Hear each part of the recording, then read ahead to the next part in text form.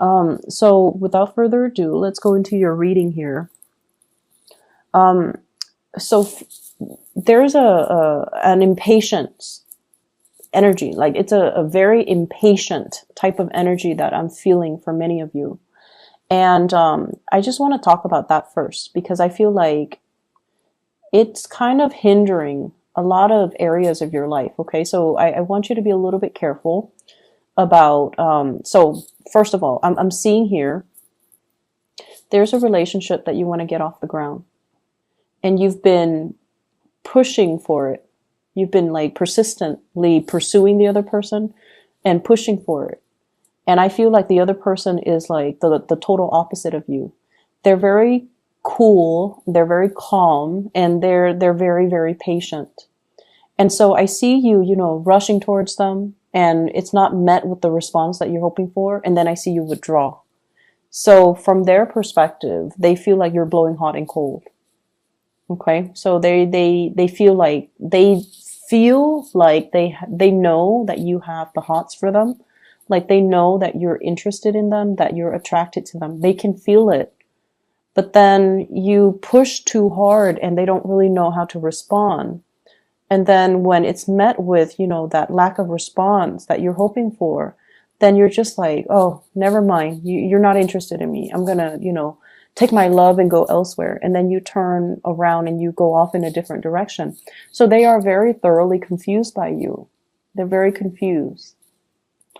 And so I feel like, rather than pushing so far ahead, you kind of have to do a little bit more observing, because I feel like you're dealing with someone whose love language just doesn't really match up with yours. And I feel so horrible just saying that because, that word, love language, what is that? It doesn't register in the Sagittarius psyche. Okay. If we feel passion, we should show it. If we feel excitement, if we're attracted to somebody, we want to be around them all the time. And so what is this love language that people throw around? And it's showing up here with the Two of Cups. The way they show love and the way you show love are not jiving with one another. The person that you're dealing with is like this. They're still, they don't really do anything. They don't really take risk. They're kind of, unfortunately, and I feel bad, but cross watchers, no offense, they can seem a little bit dull and boring. Okay, so I think of this person as someone who's very home oriented. I see them going to a casino probably, once every decade, and they go and they observe, but they don't bet on anything. It's someone who's very risk adverse. They admire from afar, but when it comes to taking the necessary actions, all you hear is crickets. So this is somebody that you, for whatever reason, you like. And I'm sure they have really good qualities. They're dependable. They're very loyal. They're very honest, very truthful, good work ethics, so I'm pretty sure there are reasons why you like them. But your energy is like this. This is someone who takes risks, who's very adventurous, who's very no nonsense. You wear your heart on your sleeves, and when you like somebody, you will make your intentions known. And so just imagine these two people coming together. It's not exactly compatible. And so that's what I mean by, your love language are not really compatible with one another. Whatever you feel, when you feel like you're sending them messages and you feel like, oh, it could only be, construed as a specific way, they're not getting it. They feel like you might be a little bit too aggressive, or they might feel like you're being flirtatious and you're like this with everybody, or they might feel like you're just playing around, you're just making fun of them, or you're just taunting them. And then whenever they give you a message and they're like, okay, the Sagittarius has to know how I feel about them, you read it and you're like, I don't even know how to respond to this. So the way you communicate, down to the very fundamental ways in which you express love and emotions, it's not the same. It's not the same. And so you guys are kind of talking over one another, cross wires, Things are just not really registering with each other. Okay. I also feel as well issues with miscommunication. Not only, like misinterpreting the information that's sent, but messages that are sent and not received by the other person, and they likewise. I feel like they sent you some messages and they're waiting for a response, and they don't hear anything from you, and then they're like, what? I thought they liked me. And you do like them. That's the problem. You do like them. But for whatever reason, I feel like it seems like the universe is telling you, have a face-to-face, heart-to-heart conversation. Don't beat around the bush. Don't do it through electronic channels. And especially, we are also heading into Mercury retrograde. There will be many communication mishaps from, let me see, November 17, tomorrow, until December 5th. Okay. So a lot of mishaps, a lot of miscommunication. So this situation can get worse if you're not careful. So I feel like the universe is telling you, sit down, have a normal conversation. This is somebody who's actually quite old school and traditional. They want to have a talk over a cup of coffee. They want to feel comfortable. They want to feel in their element before they can have any type of meaningful communication. Okay. So I see you like this. You could be, on the treadmill, on the Stairmaster, and you're able to multitask. You're able to talk about this, about that, about the last movie you saw, about the last book you read, the last place you travel, while you're on the treadmill and, possibly even listening to music.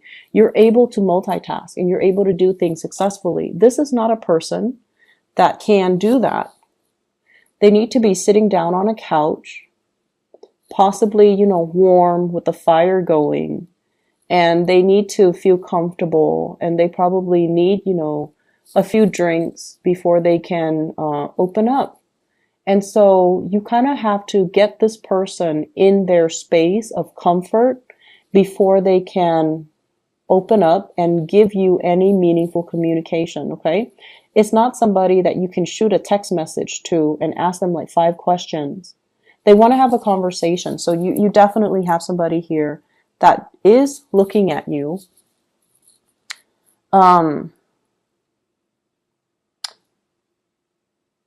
Yeah, I feel like there's interest. Okay. There's a lot of interest. And they wish that you could communicate with them more. They feel like you're very busy. You might not have time for them, that you might not have time to be in a relationship even with anybody. And so you have to tone down with the impatience. You have to appear a little bit more grounded. Okay. Walk a little bit slower. I don't know why. Walk a little slower, especially for those of you with Mars in Sagittarius. You're always on the go. You're fast. You have really, really short, quick strides. You do things with a purpose. And when you walk, you have a destination. Okay. You don't randomly stop and chit chat. You don't meander. You don't really get sidetracked from where you're supposed to go or what you're supposed to do. It's like a one-track mind. And so the other person feels like you're constantly moving here and there, and they're not really sure if you even have time to be in a relationship with anybody, let alone them. So slow down and give this person more attention. I feel like, yes, there are messages that were sent that you might not have received, and you're going to be finding out about it, and you're going to be kicking yourself, and you're going to try to make amends. And then the other person is like, I sent you all these messages. I can't believe that you didn't get them. So, have a face-to-face conversation. It's going to solve a lot of these issues. You get to see their facial expressions. They get to see how you behave, and it's going to smooth things out. Okay. So I feel like that's what the universe really wants for you.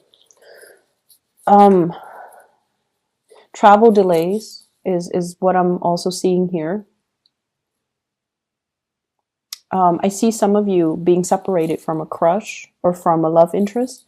It could be due to travel. It could just be the holidays. And I feel like it's going to be a little bit challenging. It's difficult, not seeing the object of your affection every day, but I see that coming in. But I feel like you're going to be distracting yourself with other things, not other people, but other things, either way. So in terms of love, I have your, an air sign, Aquarius, Gemini, Libra. And then I have an earth sign, Taurus, Virgo, Capricorn. I also have another fire sign, and this seems to me like it's a cycle from the past.